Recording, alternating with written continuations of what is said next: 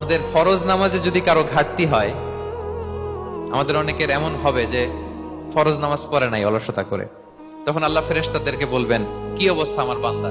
বলবে, আল্লাহ অনেক ফরজ নামাজের তো ঘাটতি দেখা যাচ্ছে।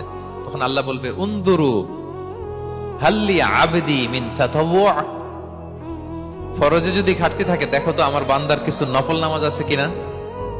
ফেরেশতারা এবার খুঁজে দেখবে, হ্যাঁ এই বান্দার অনেক নফল নামাজ আছে। তখন আল্লাহ বলবে, ঠিক আছে, এই নফল গুলোরে ফরজের ভেতরে ঢুকায়া মেকআপ করে দাও।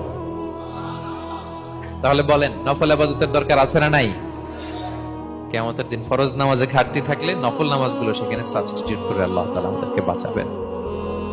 এজন্য আমরা যেন নফল করি। ফরজ তো করতেই হবে, এটা তো কম্পালসরি, অব্লিগেটরি, আল্লাহর মাইট থেকে বাঁচার জন্য করতেই হবে। কিন্তু আল্লাহর প্রিয় হইতে হইলে নফল ইবাদত করতে হবে। ওটাকে বলে অপশনাল, ওটা হচ্ছে ওভার টাইম। আপনারা ভালো বুঝবেন, এটা কি বলে?